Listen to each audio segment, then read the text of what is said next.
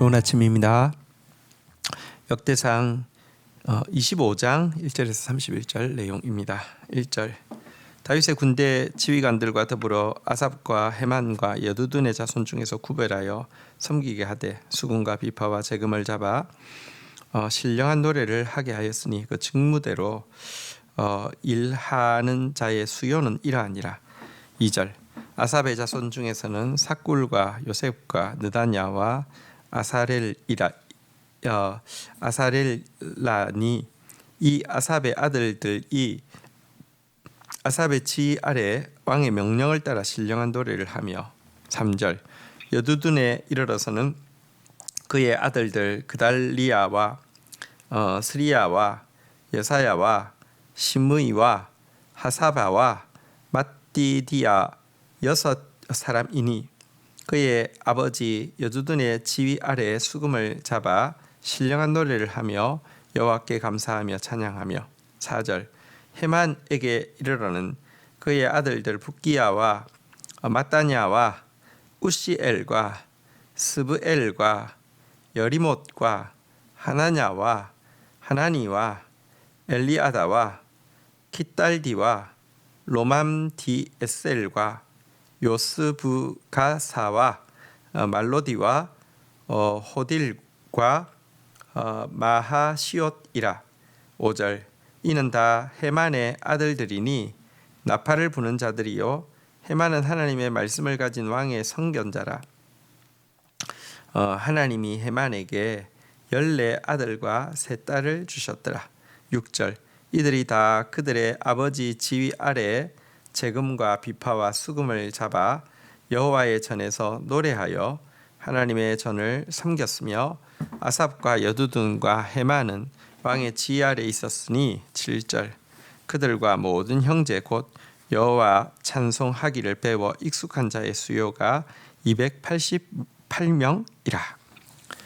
자, 이제는 그 성전에서 찬양하는 레위인들의 그 24반차에 대한 내용이 소개되고 있습니다. 여기에는 이제 3명의 성가 대장이 있는데요. 아삽, 헤만, 여두둔 이렇게 자손이 있습니다. 또 이들이 이제 수금을 들고 비파와 제금을 잡고 나팔을 불면서 찬양하는 일을 맡게 되었는데요.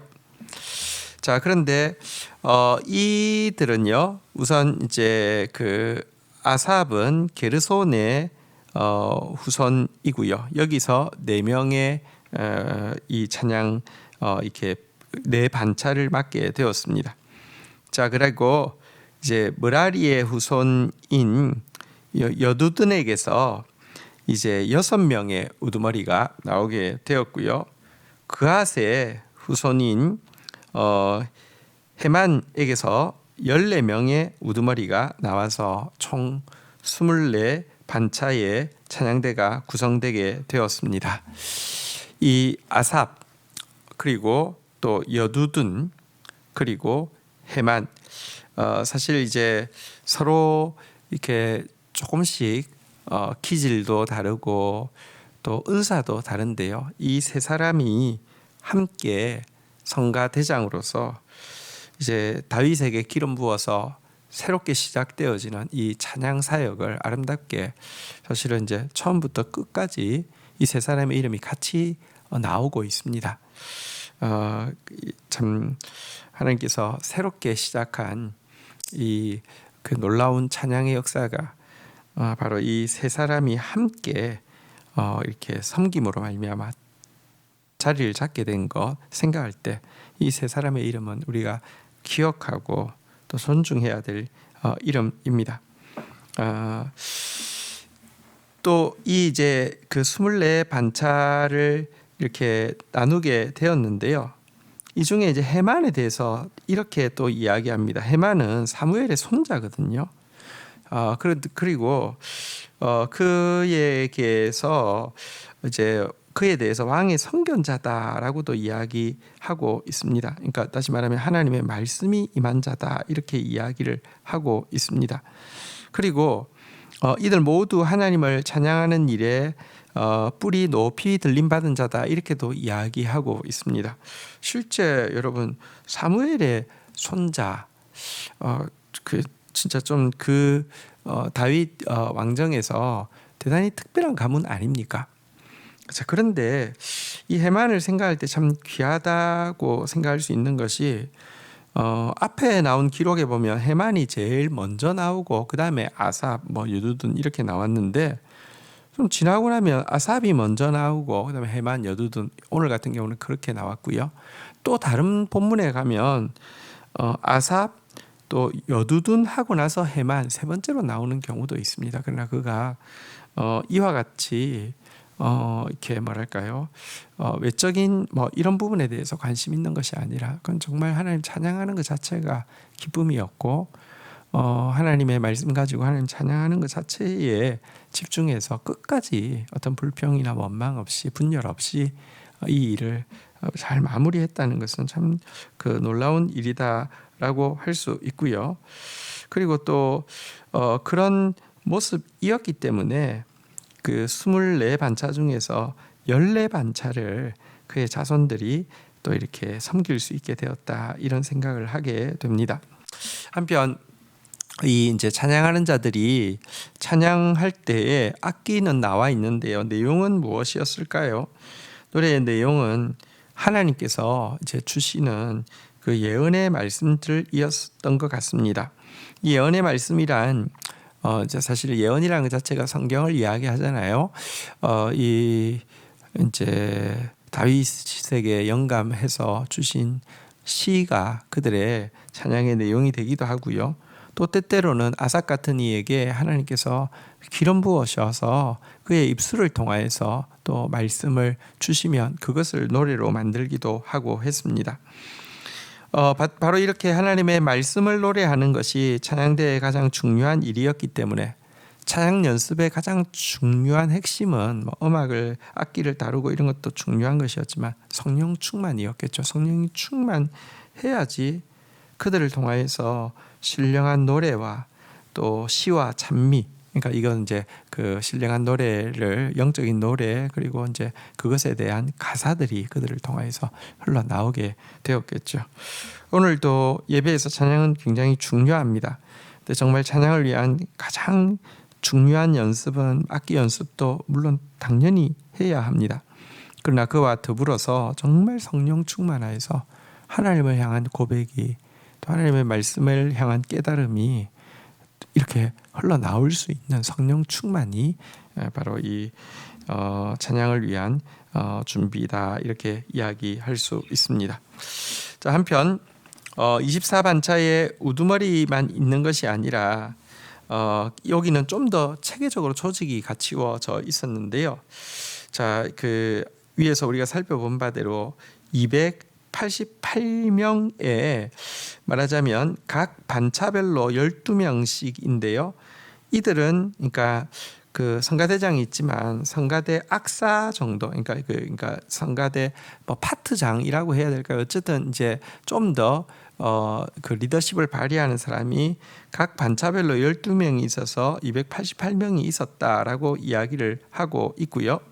자, 이제 8절부터 보도록 하겠습니다. 이 무리의 큰 자나 작은 자나 스승이나 제자를 막론하고 다 같이 제비 뽑아 직임을 얻었으니 9절 첫째로 제비 뽑힌 자는 아삽의 아들 중 요셉이요 둘째는 그달리아이니 그와 그의 형제들과 아들들 12명이요 10절 셋째는 삭굴이니 그의 아들들과 형제들과 12명이요 11절 넷째는 이스라이니 그의 아들들과 형제들과 12명이요 12절 다섯째는 느다냐니 그의 아들들과 형제들 중 12명이요 13절 여섯째는 붓기아니 그의 아들들과 형제들 중 12명이요 14절 일곱째는 여살렐라니 그의 아들들과 형제들과 12명이요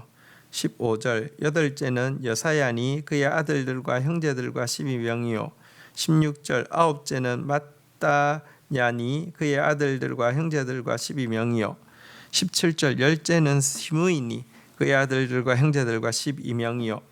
이렇게 이제 쭉 내려가서 24번째까지가 쭉 나오고요. 31절 읽겠습니다. 24번째는 로맘 디 에셀이니 그의 아들들과 형제들과 12명이었더라.